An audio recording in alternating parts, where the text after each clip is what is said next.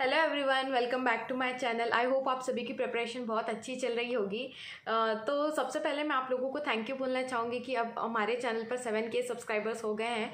तो आप सभी को थैंक यू कि आप लोगों ने सपोर्ट किया, तो 7K सब्सक्राइबर्स हो गए हैं। आज की वीडियो मेंस गाइडेंस सीरीज़ की सेकंड वीडियो है, जिसमें मैं आप लोगों को बताऊँगी कि जितने भी मेंस एग्ज़ाम हुए हैं लास्ट ईयर, जैसे कि SBI clerk, SBI PO, IBPS clerk, IBPS PO, RRB clerk and RRB PO के जो मेंस में जो जीए पूछी थी उसका मैं एक एनालिसिस मैंने बनाया है।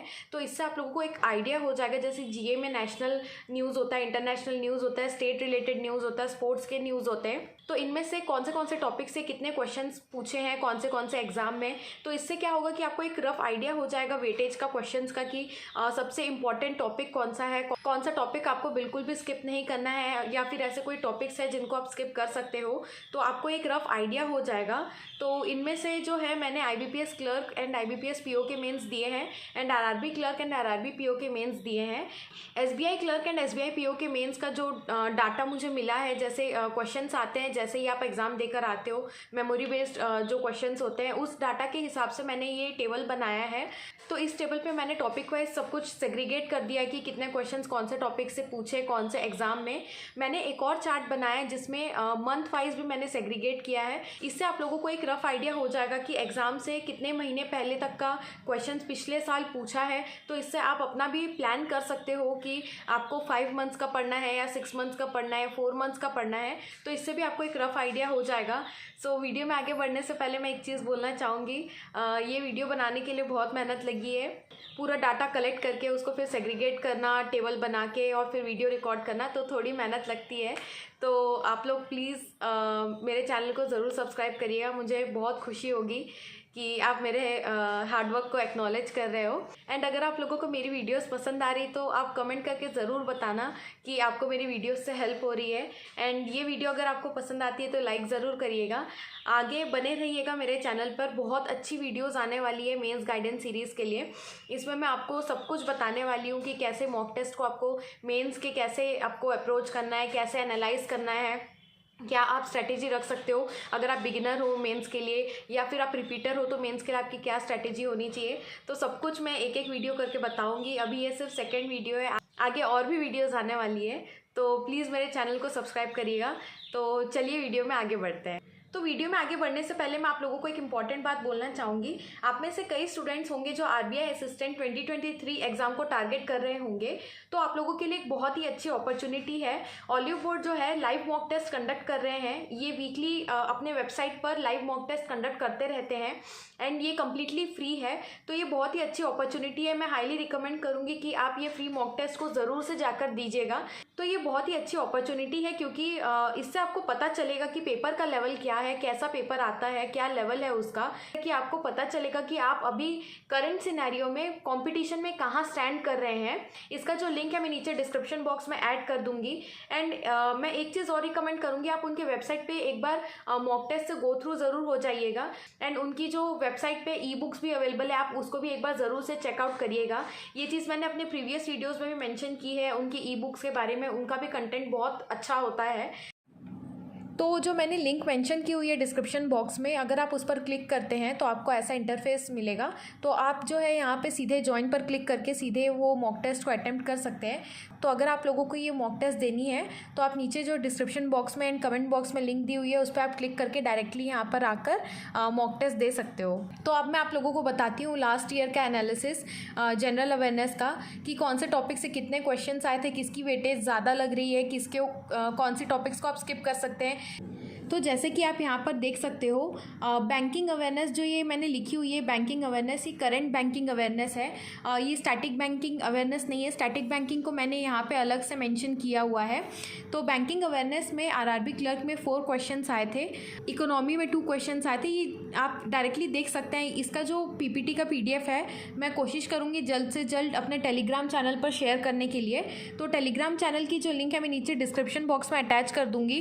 तो जैसे कि आप लोग यहाँ पे देख सकते हैं कि सबसे ज़्यादा जो क्वेश्चंस आए थे आरआरबी क्लर्क में वो अपॉइंटमेंट से आए थे कि कौन सी कंपनी में किसको एज अ प्रेसिडेंट अपॉइंट किया हुआ है या फिर कौन सी कंट्री का कौन सा प्राइम मिनिस्टर बना है। तो अपॉइंटमेंट से रिलेटेड यहाँ पे 9 क्वेश्चंस आए थे। एंड नेशनल अफेयर्स जो होते हैं कंट्री से रिलेटेड, अपनी इंडिया से रिलेटेड जो भी क्वेश्चंस होते हैं उससे 7 क्वेश्चंस आए थे। तो सबसे ज़्यादा इन दोनों टॉपिक से वेटेज देख सकते हो आप लोग, एंड बैंकिंग अवेयरनेस से भी देख सकते हो। अगर आप ओवरऑल देखोगे, जैसे मैंने ये टेबल बनाया है, तो सबसे ज़्यादा जो आपको क्वेश्चंस दिख रहे होंगे वो बैंकिंग अवेयरनेस के ही क्वेश्चंस है। एंड ऑब्वियसली ये बैंकिंग के एग्ज़ाम है तो जीए भी बैंकिंग अवेयरनेस से ज़्यादा ही पूछी जाएगी। तो ये जो करंट बैंकिंग अवेयरनेस है ये सबसे ज़्यादा मोस्ट इंपॉर्टेंट टॉपिक है, इसको आपको बिल्कुल भी स्किप नहीं करना है। सबसे ज़्यादा जो आपको ध्यान देना है वो बैंकिंग अवेयरनेस के ऊपर ही देना है। तो बैंकिंग अवेयरनेस के बाद जो सबसे इम्पॉर्टेंट टॉपिक है यहाँ पे वो है नेशनल न्यूज़। तो इसके आप देख सकते हैं जैसे 29 क्वेश्चंस आए हुए थे, तो सारे एग्ज़ाम्स में इसकी भी वेटेज बहुत ज़्यादा है, तो इसको भी आपको स्किप नहीं करना है। देन इसके बाद जो इम्पॉर्टेंट टॉपिक आप लोग यहाँ देख सकते हैं वो है स्कीम्स। मैं आपको रिकमेंड करूँगी कि स्कीम्स के जो ईयर होते हैं, जिस ईयर पर वो लॉन्च किए हुए रहते हैं, आप उसको भी ज़रूर से पढ़िएगा।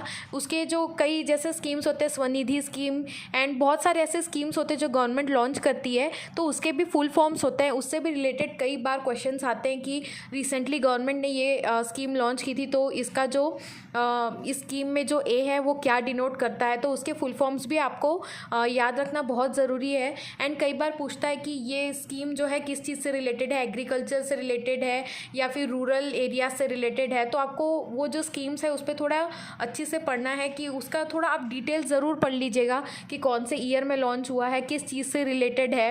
देन इसके बाद जो मोस्ट इंपॉर्टेंट टॉपिक है वो है अपॉइंटमेंट्स। कौन सी कंपनी में कौन सी पोस्ट पे कौन अपॉइंट हुआ है, एंड कौन से स्टेट के लिए कौन सा सीएम अपॉइंट हुआ है। बहुत सारे जो अपॉइंटमेंट्स होते हैं, आप सारे के सारे अपॉइंटमेंट्स पढ़िए, ये भी बहुत ज़्यादा इंपॉर्टेंट है, इसको स्किप मत करिए। ये भी आप बार बार रिविज़न करेंगे तो आपको ज़रूर याद हो जाएगा। देन इसके बाद जो इम्पॉर्टेंट टॉपिक है वो है इकोनॉमी से रिलेटेड जो आता है कि कुछ कंपनीज़ होती है जो जीडीपी एस्टिमेट करती है कि इंडिया की 2023 की जो एस्टिमेटेड जीडीपी है वो इतनी % है, उससे रिलेटेड क्वेश्चंस आते हैं। एंड जो आरबीआई मॉनेटरी पॉलिसी निकालता है हर साल में 3 to 4 टाइम्स, तो उसमें भी जो रेपो रेट है वो कितना % है, रिवर्स रेपो रेट कितना % है, तो उससे रिलेटेड जो क्वेश्चंस आते हैं वो इसमें कवर होते हैं। तो ये भी बहुत इंपॉर्टेंट है, ये भी आप ज़रूर पढ़िएगा कि कौन सी कंपनी ने कितना एस्टिमेट लगाया है इंडिया की जीडीपी के बारे में। एंड मॉनेटरी पॉलिसी को तो बिल्कुल भी स्किप मत करिएगा। इसके बाद जो इम्पॉर्टेंट टॉपिक है वो है इंटरनेशनल न्यूज़। इसमें जो है आप जो डिफरेंट कंट्रीज़ के जो प्राइम मिनिस्टर सिलेक्ट होते हैं वो भी आते हैं, और कोई भी जो दूसरी कंट्रीज से रिलेटेड न्यूज़ होते हैं वो भी आते हैं। तो आप जैसे कि देख सकते हैं आईबीपीएस क्लर्क में सबसे ज़्यादा इंटरनेशनल न्यूज़ पूछा हुआ था, तो ये भी टॉपिक आपको स्किप नहीं करना है। देन इसके बाद आता है स्पोर्ट्स, जो कि बहुत इंपॉर्टेंट है। स्पोर्ट्स आप चाहो तो कुछ कुछ जो न्यूज़ होते हैं वो स्किप कर सकते हो। जैसे कि मैं जब अपना मेंस की प्रिपरेशन कर रही थी तब बहुत सारे ओलंपिक्स से रिलेटेड बहुत सारे न्यूज़ आए हुए थे, एंड स्पोर्ट्स से बहुत सारे कुछ कुछ इवेंट्स चल रहे थे तभी, तो बहुत सारे मेडल्स लोगों ने जीते हुए थे। तो ऑब्वियसली एक एक इंसान का नाम याद रखना कि कौन से कैटेगरी में किसने गोल्ड जीता है, किसने सिल्वर जीता है, वो पॉसिबल नहीं होता है। तो आप चाहो तो बहुत ज़्यादा जो इंपॉर्टेंट न्यूज़ होते हैं, अगर मान लीजिए किसी ने गोल्ड मेडल जीता है तो आप वो लर्न कर सकते हैं। तो स्पोर्ट्स में सबसे ज़्यादा इंपॉर्टेंट मैं आप लोगों को बोलूँगी, अगर आप इतना भी ज़्यादा पढ़ना नहीं चाहते हैं डिटेल में, तो आप लोग ये ज़रूर याद रखिएगा कि कौन सी कंट्री ने कौन से कप जीते हैं। जैसे बहुत सारे कप्स आते हैं, जैसे ऊबर कप हो गया, थॉमस कप हो गया, जैसे थॉमस कप रिसेंटली इंडिया ने जीता था। तो वैसे जो कप से रिलेटेड होते हैं वो आप न्यूज़ ज़रूर से पढ़ लीजिएगा। देन उसके बाद जैसे ओलंपिक्स हुए थे, समर ओलंपिक्स, विंटर ओलंपिक्स, वो कहाँ होने वाले हैं, कौन सी कंट्री में होने वाले हैं, तो ये जो एकदम मेन न्यूज़ होते हैं आप वो भी कर सकते हैं। तो स्पोर्ट्स में अगर आप लोगों को ज़्यादा नहीं करना है तो डिटेल में। उसके बाद है अवार्ड्स भी आप लोग, मैं बिल्कुल भी बोलूँगी कि बिल्कुल भी स्किप मत करिएगा। अवार्ड्स भी बहुत ही इंपॉर्टेंट टॉपिक है, किसको कौन सा अवार्ड मिला है और वो अवार्ड किस चीज़ से रिलेटेड है वो भी ज़रूर पढ़ लीजिएगा। जैसे नोबेल प्राइज़ आया था, मैं जब प्रिपेयर कर रही थी, तो वो तो बहुत ही ज़्यादा इंपॉर्टेंट टॉपिक है कि कौन से लिटरेचर में किसको नोबेल प्राइज़ मिला है, इकोनॉमिक्स में किसको मिला है, तो वो तो आपको हमेशा लर्न रहना ही चाहिए, सारे सेक्टर्स में किस किस को अवार्ड मिले हैं नोबेल प्राइज़ से रिलेटेड। तो अवार्ड्स भी आप जैसे जैसे पढ़ते जाएंगे वैसे वैसे आपको समझ में आने लगेगा कि कौन से अवार्ड्स इंपॉर्टेंट है, किस पे आपको ज़्यादा एम्फेसिस देना है। आप जब क्विजेस भी भी देंगे तब आपको एक आइडिया होता जाएगा कि ओके ये इंपॉर्टेंट अवार्ड्स हैं, तो इसको भी आप लोग स्किप मत करिएगा। देन उसके बाद है स्टैटिक बैंकिंग। तो स्टैटिक बैंकिंग से मुझे बहुत ज़्यादा लोगों के क्वेश्चन आए थे कि हमें करना चाहिए कि स्किप कर दें, अभी करें कि प्रीलिम्स हो जाएगा उसके बाद करें।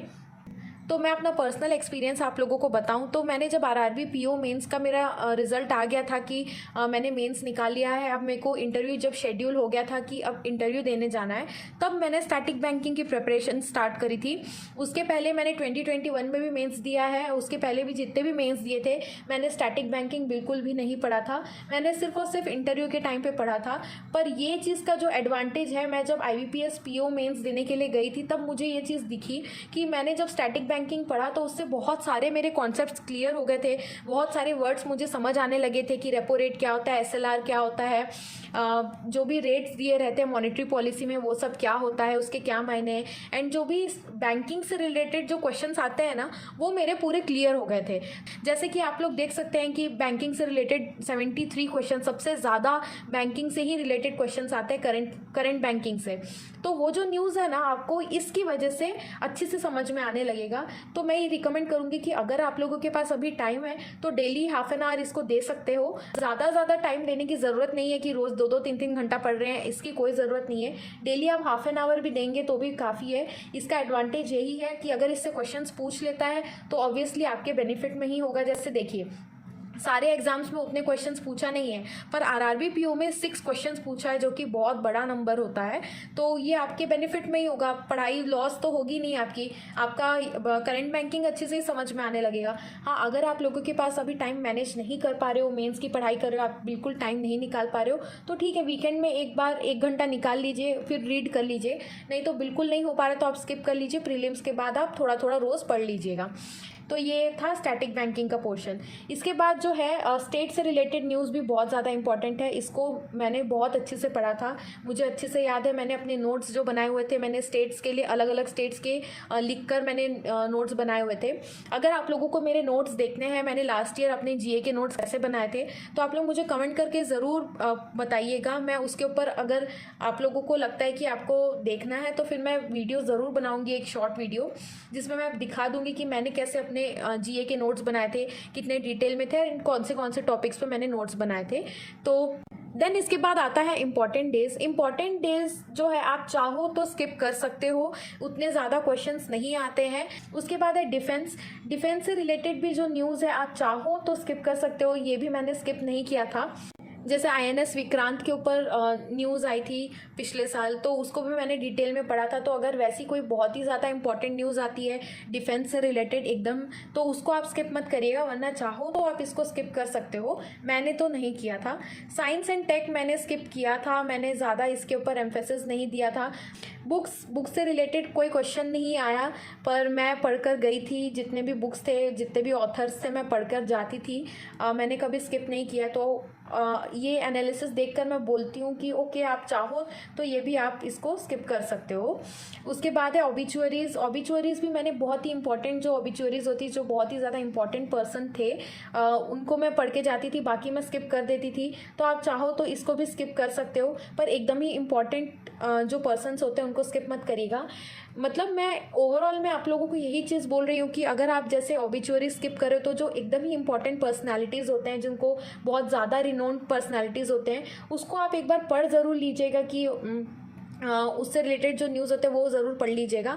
एंड अगर मान लीजिए आप बुक्स भी स्किप करें तो अगर एकदम ही ज़्यादा कोई इंपॉर्टेंट बुक है जो बहुत ज़्यादा न्यूज़ में थी तो आप वो भी देख सकते हो। तो एंड स्पोर्ट्स में अगर आप कुछ स्किप करें तो जैसे मैंने कहा कि बहुत इंडिया ने जब थॉमस कप जीता था, ऑब्वियसली बहुत ज़्यादा इंपॉर्टेंट न्यूज़ है, तो वो मैंने स्किप नहीं किया था। तो आप जो है आपको खुद से सिलेक्ट करना पड़ेगा कि अगर आप कोई टॉपिक स्किप भी कर रहे हो तो भी आप एक बार रीड ज़रूर कर लीजिएगा कि कहीं कोई कुछ ज़्यादा ही इंपॉर्टेंट न्यूज़ तो नहीं है जो आपको, कई बार ऐसा होता है कि आपको इंटरेस्ट भी आ जाता है उसमें एंड कुछ ज़्यादा इंपॉर्टेंट होती है जो आपने ऐसे भी बहुत सुना है, तो आप उस चीज़ को स्किप मत करिएगा।